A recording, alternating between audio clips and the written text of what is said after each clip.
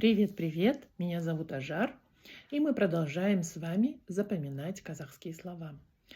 Мои видео предназначены для людей, которые разговаривают на русском языке, но хотели бы пополнять свой словарный запас казахского языка и постепенно начать понимать и разговаривать на казахском языке.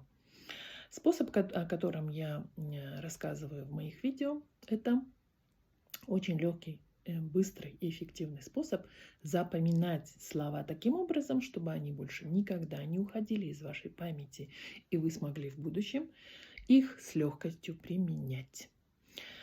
Сегодня мы будем запоминать такое слово, как мекеме. Мекеме. Не мекаме, а мекеме. Это учреждение с русского языка на казахском языке.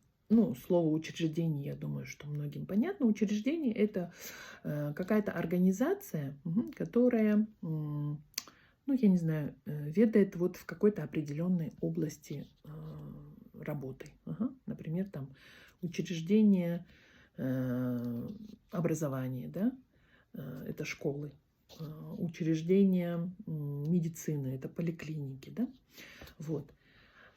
Мекеме – это учреждение. Для того, чтобы еще лучше сделать так, чтобы вы не забыли это слово, полностью поняли. В данном случае написано Государственная Дума. В Казахстане нет, конечно, Государственной Думы. Это просто я фото взяла. Учреждение мекеме. Вы можете выбрать любое фото, любую картинку, которая у вас ассоциируется со словом мекеме. Будь то поликлиника, школы, акиматы у нас в Казахстане, да, любые суды, там, я не знаю, да, в принципе, любые. В любых отраслях есть свои мекеме. Посмотрите картинку для того, чтобы это слово еще лучше увязалась вот с этим словом мекеме.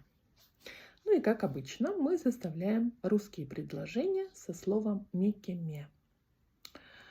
Мне нужно сходить сегодня в мекеме акимата и решить там вопрос разрешения. Я сходила в мекеме налоговой полиции. Я не знаю даже, как она правильно называется.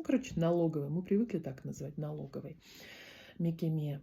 И проверить, почему мне был насчитан штраф за прошедший период. Мы с дочей сходили в мекеме в поликлинику и открыли ей справку из-за болезни.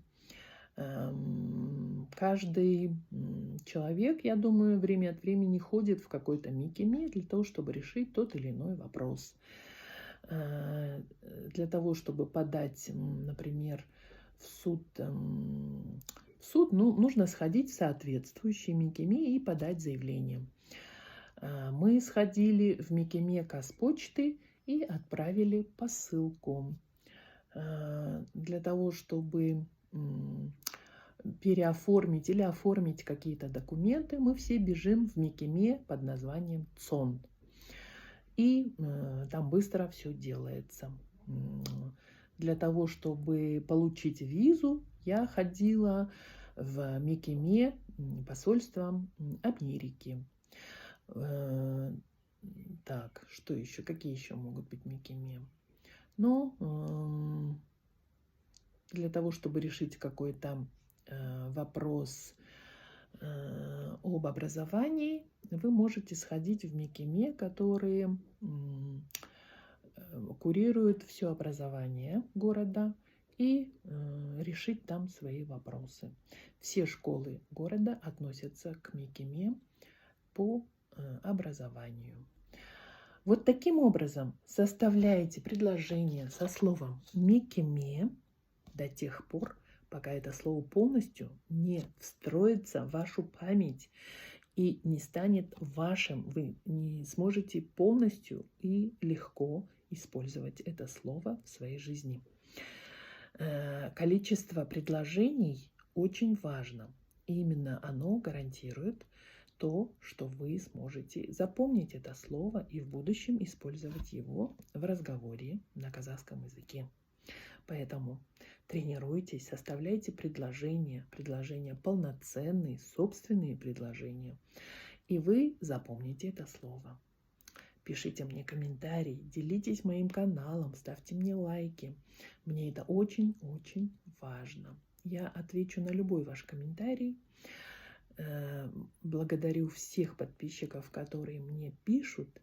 Мне это очень приятно. Очень много хороших комментариев, очень много комментариев с благодарностью. Спасибо большое, мне это очень приятно. Я очень рада, что могу принести пользу людям.